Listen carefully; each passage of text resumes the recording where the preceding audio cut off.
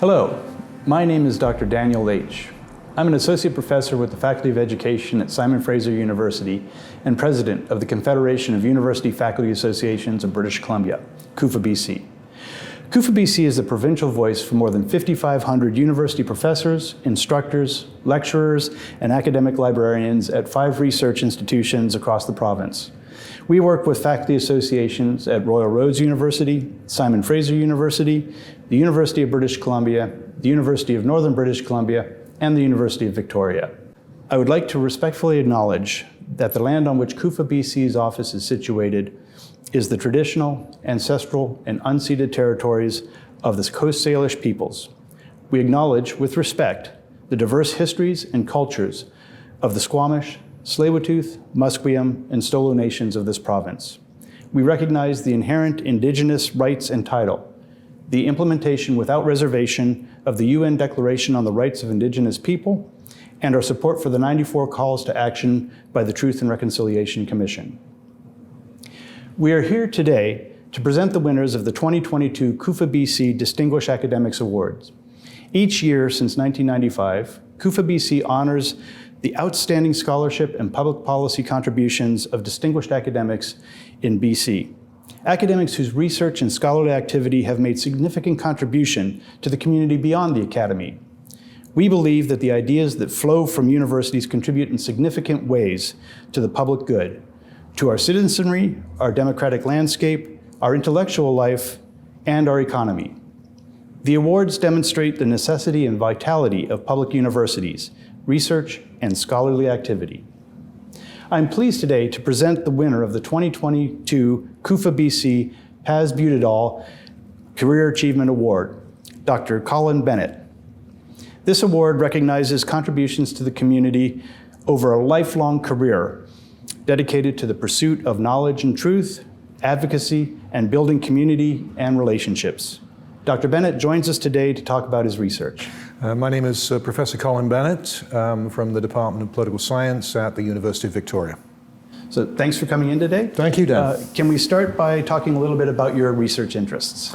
Yeah, for all of my career, really, I've been interested in the way that organizations collect, process, disclose personal data on individuals.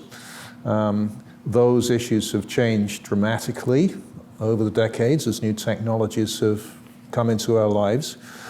But I've been interested in the risks to individuals, the risks to communities, the risks to groups of individuals, and what we as a society might do about those risks, both nationally and internationally.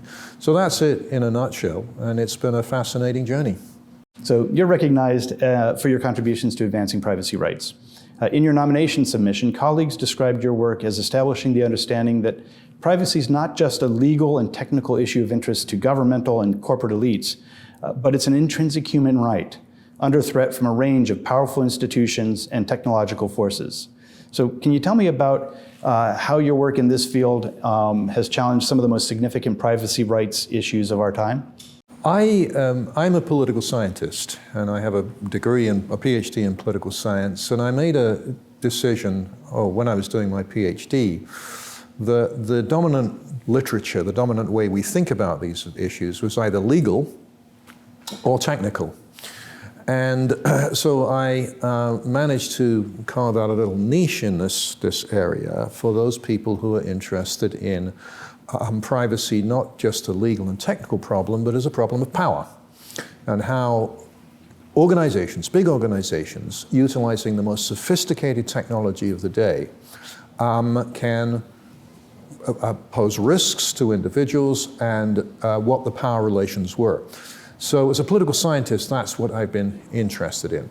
And then over the years, I've been able to study a whole range of different technologies. I mean, earlier on, it was databases, mainframe databases, you know. I wrote about identity cards, the way that we are identified by government and by private sector organizations. I've written about video surveillance, video cameras. I've written about most recently I've written about the processing of personal data in elections by political parties and political organizations, and a range of other things as well. And each of those problems produces somewhat different questions concerning the appropriate balance between the organization's need for personal data for legitimate purposes and the privacy rights of individuals. And so that's where the human rights aspect comes in, right? It's not just a question of technology, it's not just a question of security. It's a fundamental human right that we have as individuals to be able to say to an organization, no, that's my data, I don't want to share it with you, and I want to have some control over how it's being used. Now that principle is something I think that everybody can accept at a visceral, intrinsic level, right? The problem is, how do you actually implement that in the complex society we live in, with extremely sophisticated digital technologies where data about us is captured and processed, sometimes without our knowledge and awareness, and captured and processed in different parts of the world, as this has become not just a Canadian problem, not just a domestic problem, but a fundamentally international problem. So that's a few of the questions that I've been dealing with. And as a political scientist, therefore, it brings me into areas of national politics. Yes, it brings me into issues having to do with the Constitution. It brings me into areas of international politics and how international organizations who try to collaborate in order to protect the flows of data as they go internationally. It brings me to questions of philosophy, political theory. What is the appropriate relationship between us as individuals and organizations? So it's right at the intersection of various traditions in the social sciences. So it is inherently interdisciplinary, transdisciplinary. That's a cliche these days, but I think I've been interdisciplinary all my career. Yeah, fantastic. Yeah, I mean, it gives you a really rich body of work to draw on, right? Many different questions. One of the things you mentioned was the idea that we may not even realize the information that's being captured about us. That's right. And extending from that, we may not even understand why the information that we're sharing may be information that we shouldn't be sharing, right? That's right. I would imagine there's a fair link. I'm in education, so that there's a fair link between your work and also educating the public. Absolutely, absolutely. Yeah, I mean, a simple example would be, 30 years ago when we gave an organization our personal information, we pretty much knew we were doing it. We filled in a form or we signed a service agreement. Now we don't, because data that can be connected to us as individuals might not necessarily be about my name, Colin Bennett, might be about the technology I'm using, might be about my location, might be about whole aspects of my life that is processed in highly technical and sophisticated ways, is transmitted incredibly quickly to organizations that might be anywhere. And that poses a real challenge, therefore, for how you actually enforce that right, implement that right. When you don't even know the organizations that's capturing data about you, right? And that is the challenge, and it's something that I and an increasing number of academics are been putting our minds to. Well, I think those messages are getting through to the broader public and to political bodies and politicians, and the fact that it's now defined within the idea of a human right is foundational. Yes, that is an issue that sort of tends to separate different countries who think about this question. The Europeans, for example, because of their history, have always regarded privacy as a fundamental human right, which is associated to us by virtue of our humanity. We in North America tend to see it more as a consumer right, something that you transact, something that you engage in. You give up your data for a service, whatever that service is, whether it's calling an Uber cab or getting a credit card or getting healthcare, etc. It's transactional. So that's another interesting set of questions about the way that different populations different governments, different political cultures tend to see this problem. And that those attitudes, those cultural beliefs tend to inform, therefore, what the law says and what organizations do, and the various balance that's struck between the privacy rights of individuals and the way that organizations, both public and private, process our personal data. You have a remarkable record of engaging with regulators, civil society, think tanks, business associations, domestic and international organizations, a very rich research area. So tell me about the politics of citizen identification, why it's important, and your research and surveillance practices and technologies. Well, I've been extremely fortunate that right from the beginning of my career, I was governments and increasingly corporations have sort of reached out to me for my expertise. And so throughout my career, right from as a junior professor, I've engaged, I've attended conferences, I've been associated with the civil society groups that have been working on these questions.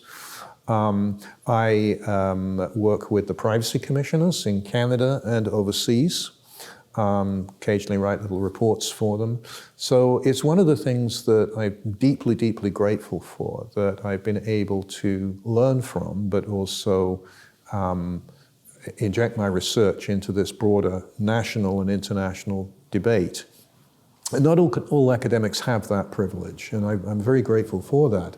And I think it's because when I started working on this issue, there weren't really too many academics who were that interested in it. So I have a bit of a historical perspective on the way that these problems have been viewed over the decades by different countries, and how the issues have become more complicated and how they've changed as a result of the entrance of new technology into our lives, but also as a result of profound events, right? Such as 9/11, So those are all the things that have animated my research. So for example, we're sitting here in Vancouver, and after the Vancouver Olympics, myself and some students did a study of the way that new security technologies, surveillance technologies, were introduced into downtown Vancouver in order to protect the public and the athletes and everybody during the games, during this mega event. And the question really was, were those measures temporary, or did they endure? Were they introduced in such a way that they will go away, or are they still around us? And to a large extent, they're still around us. So when we have these major events either in a city or in a country which demand an excessive security presence and response, it's typical for those measures not to go away. It's typical for them to stay and for them to be used for purposes for which they were not originally intended. For example, the video surveillance cameras that are currently around the streets of Vancouver. Even though there may be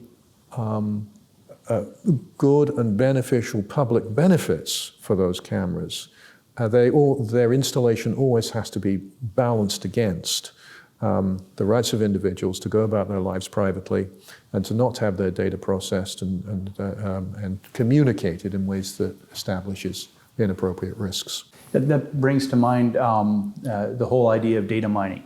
Yep. Does your work overlap with data mining? Data mining, it used to be called data matching.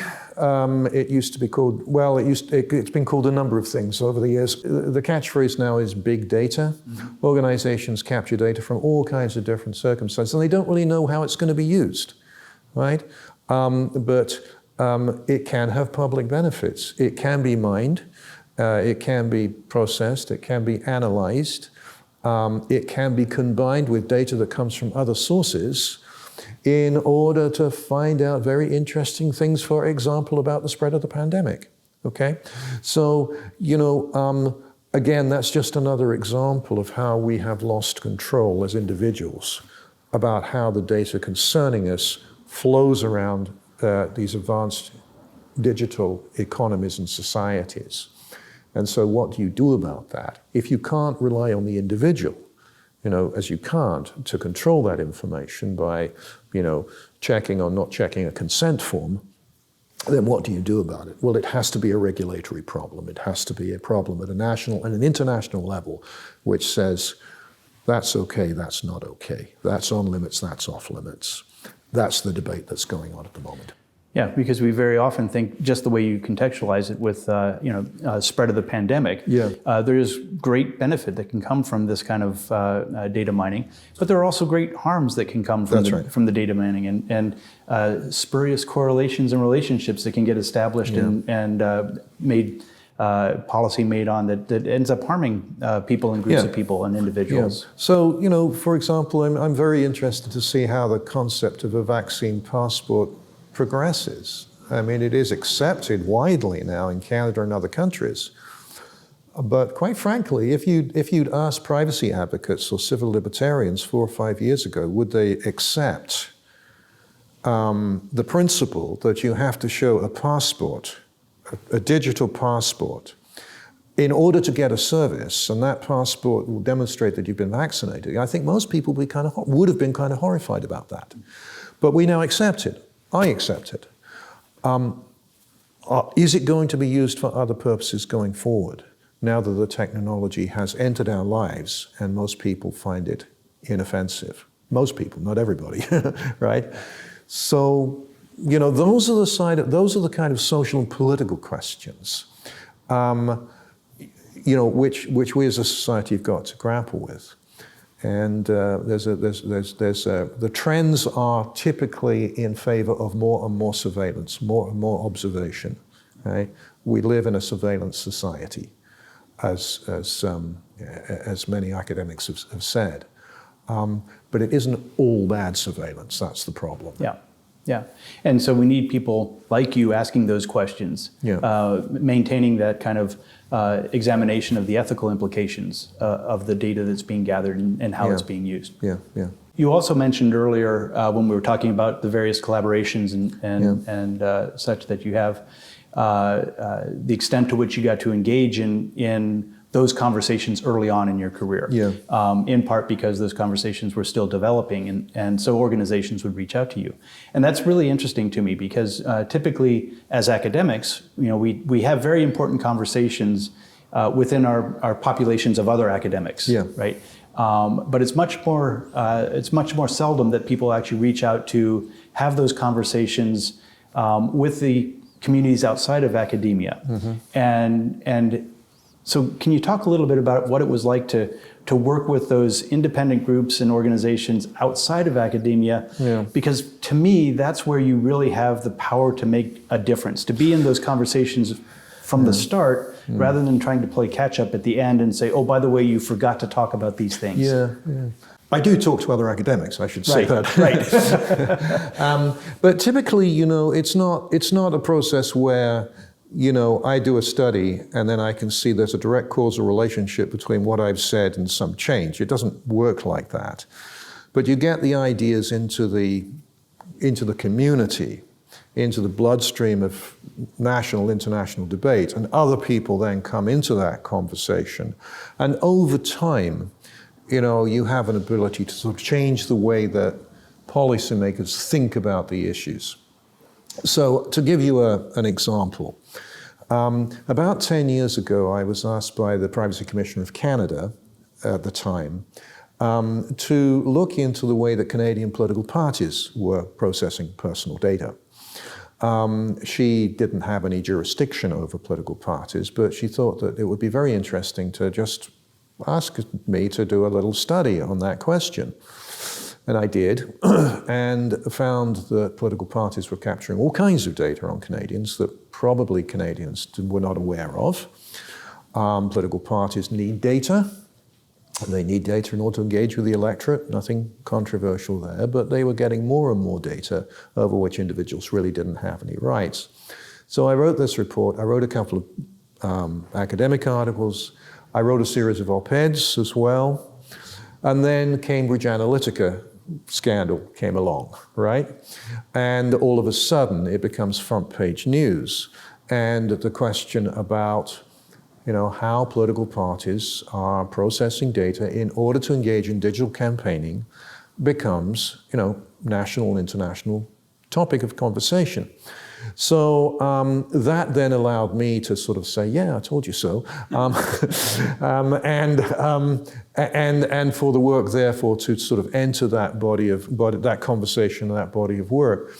And so we're still working on, getting political parties covered by Canadian privacy laws. They still aren't. It's a complex problem, and there's quite a lot of resistance. But that's just an example. And that involves, therefore, working with privacy commissioners, number one. It involves also working with certain lawyers, who really do understand the complexities of election law. It involves working with civil liberties groups, such as BC Civil Liberties, or the group Open Media, based here in Vancouver. So putting together getting that group of stakeholders together. And the academic work, therefore, produces the conceptual foundation, the intellectual foundation for campaigns like that to have a bit of a grounding. Now, that's not only me. A lot of other people have now worked on these issues. But that tends to be the way that in this particular area, academic work is injected into the policy debates. And it gradually, I think, can change people's attitudes and perhaps change policy. Yeah, that coalition building is really key to actually, as they say, open a policy window to make change. Yeah. And because everybody's, concerned about privacy, it's not a party political issue either. It's an issue that you can reach out to left, right, and center of the political spectrum. And that's another very, very interesting dynamic here. I've been able to talk to, conservative politicians, Liberal, NDP, who also get the problem. They've often got many other things they need to take care of as politicians, but they understand the problem. It's not a partisan ideological issue, and that's another interesting dynamic. I was going to ask if you find you see the context of that kind of a conversation happening in such a way that the political parties get so much benefit from having that data and using that data, that even though they may understand the tension between that and individual privacy rights, it's hard for them to give up the access to the data that's been very helpful to them. That's right, because you're asking the politicians who've got power to give up some of the resources that they've used in order to get power, right? So it's a deep challenge. But nevertheless, we're plugging away. But that is not only, of course, about political parties. It's also about the use of social media, right? And how they use social media for digital campaigning, and how they then interact with, in Canada, principally Facebook, in order to micro-target advertisements to increasingly precise and focused groups of Canadians, which might swing key ridings in the election. So that's an example where this is not just about the individual privacy rights, but the processing of personal data fairly in an election context by political organizations, not just political parties, can have some profound implications for who governs us, right? And that therefore goes to the heart of this as a political problem.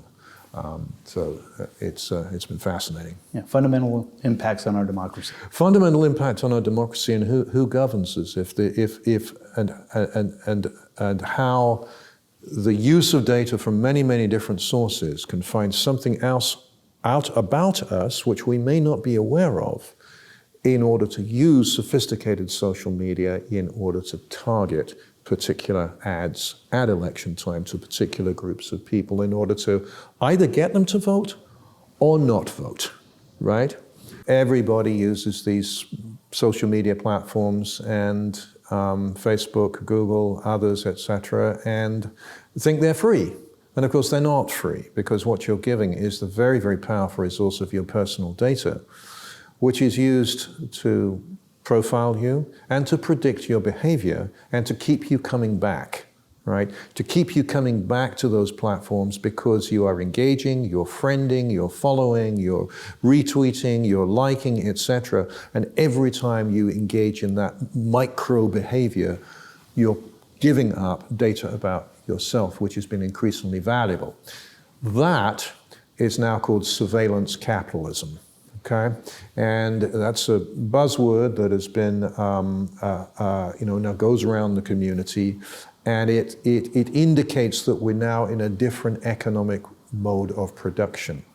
Okay, where the resource that produces wealth in advanced digital economies is not necessarily labor or money; it is personal data. When students are explained that, I found over the years that they've become increasingly concerned about it. They used to think, hey, nobody's interested in me, I'm just an undergraduate student, I'm not doing anything interesting, I've got nothing to hide. I think increasingly you see that argument being dismissed, and people realizing that there's a sort of profound transformation underway, which Canadians and others are increasingly concerned about, even though they may not know what to do about it, right? Because these platforms have become so integral to our way of life. And full disclosure, I use them as well, So I'm perhaps a bit more careful about how my data is used, and I read the privacy policies somewhat carefully. But those are the deeper policy issues. It's about the way that wealth is created now, right? And therefore, privacy policy, privacy law, really does challenge some very, very deep-seated and extensive economic interests. And in that respect, it's been different the last 10 years than it has earlier. As an educator and as a teacher educator, yeah. Right? We talk about the effect of these privacy issues on students in schools, and think about the number of schools that have engaged in Google Docs, using Google Documents and Google resources, right, as instructional tools. And even at SFU, where I'm a faculty, right, you have faculty members that will have students use WhatsApp or other kinds of social networking or conversational applications to engage in work outside of class and those kinds of things. And we don't even think about the implications of what it means to have our students using those resources. Yes, it may help them with some of their learning, but it also, as you were saying, it takes a lot of their individual and personal data, and then they lose control of that. Yes, and so that's where the regulators come in, but not only the regulators like privacy commissioners, but also the privacy officers at UVic and at Simon Fraser, who are paid to know the law and are paid to give advice to faculty and administrators about what is appropriate processing. We've made quite a lot of progress at universities over the last 20 years in this area, and it's as a result of universities putting in place privacy officers, chief privacy officers, who can tell individual academics, and they sometimes don't like this, no, you can't do that, do it a different way. The approach to this problem, to cut to the chase, is a legal one. It's a technical one. There's a role for encryption. There's a role for all kinds of privacy-enhancing technologies. There's a role for building privacy into our technologies at the root. There's a technical issue. It's a social and educational issue. How do we educate people? How do we educate young people? How do we educate children about privacy and about safety online? So it's a combination of different strategies. And it's also a matter of self-regulation. It's a matter of getting businesses to realize that privacy is, in fact, a profound consumer issue. And if their practices are too intrusive, they will lose consumers, they will lose their reputations, and they may suffer in the market, and we've seen examples of that.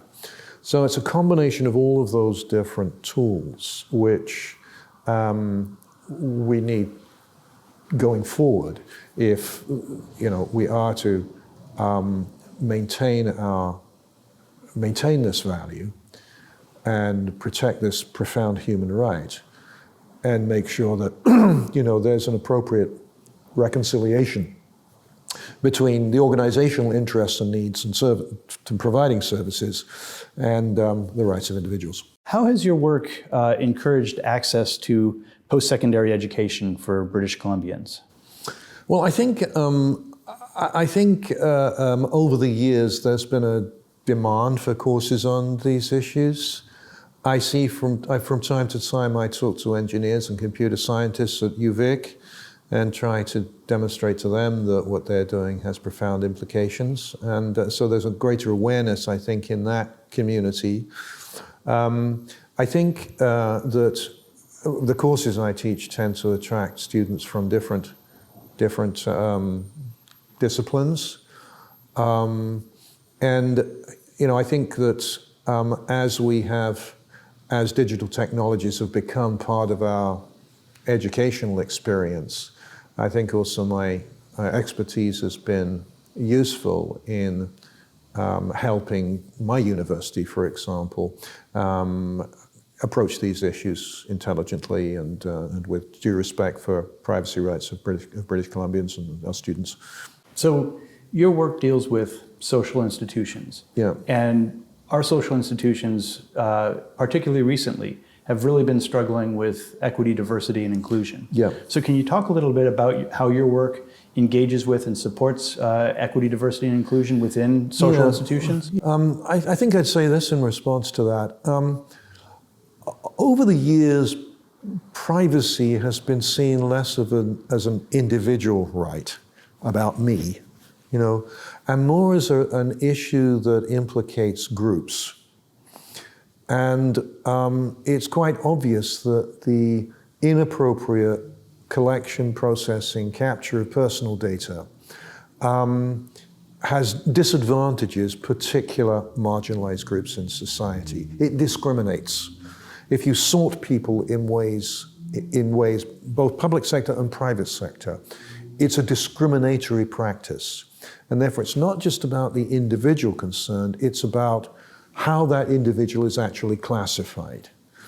And that classification process is more and more and more complicated and complex and non-transparent, right?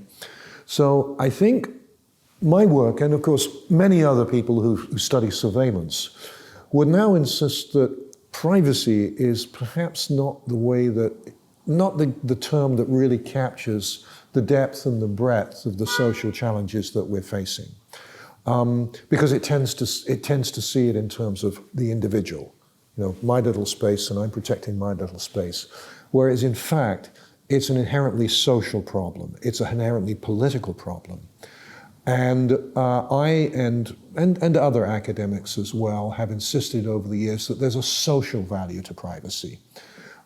Because if you think about it in those terms, if you think about it as something that we as a society need, not just we as individuals need, then you go some way to sort of thinking about the wider problems concerning equity, diversity, discrimination, etc. And you begin to see the problem in terms of racial discrimination, gender discrimination, LGBTQ issues, and so on, indigenous issues as well.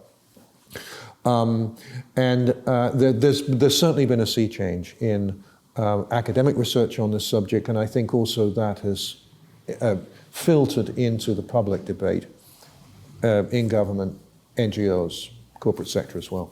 Yeah, I can see huge impacts in healthcare, in policing, in education, Sure. right? I mean, just to name a few right off the top of your head, right? Yeah. Profiling, is a social activity, right? And it's based on data, right? It's based on personal data.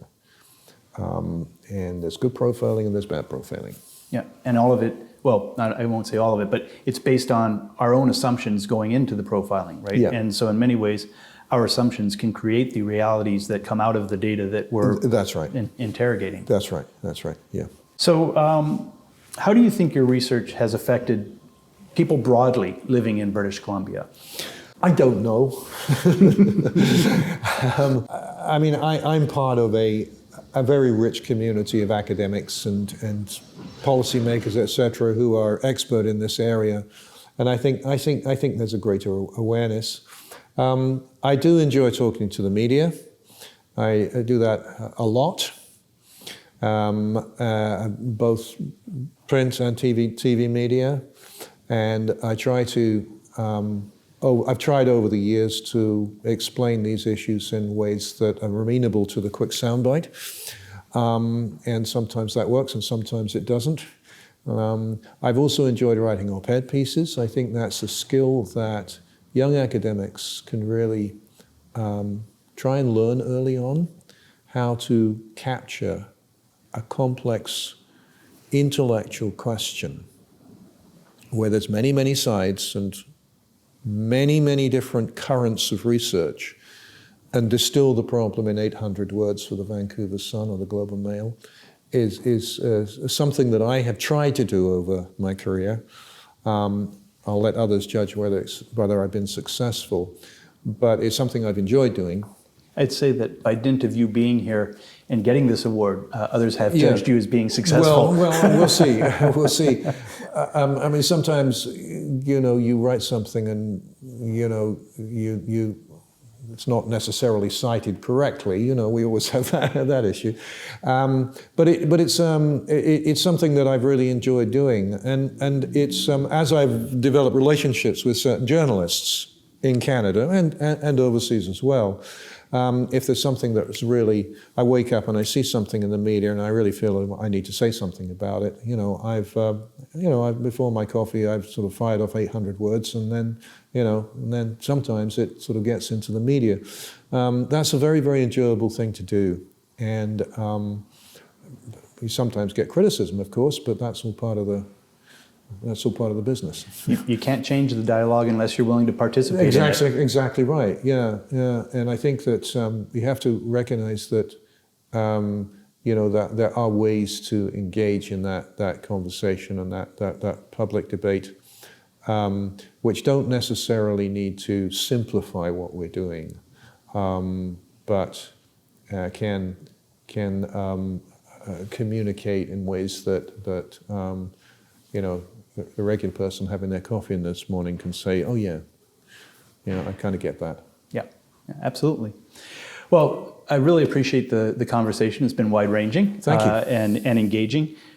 Is there anything else that you'd like to say to the nominators or to the CUFA BC Selection Committee? Well, I'd just like to say thank you very, very much for this great honor. It was a lovely surprise, and I'm absolutely delighted that my work has been recognized in this way. I think it's not only good for me. I think it's also it puts the issue out there in a way that I think is important. And I know since the award has been publicized, people within the privacy community have reached out to me and said, congratulations. And so thank you again. Yeah. Oh, it was great engaging with your nominators in their nomination package and really getting to know your work and look at your impact on British Columbians and the broader community. So thank you for being here today to talk to me about your work. Again, I'd like to congratulate you on being awarded the 2022 CUFA BC Paz Buttedahl Academic Achievement Award, Career Achievement Award. So congratulations. Thank you very much, Dan.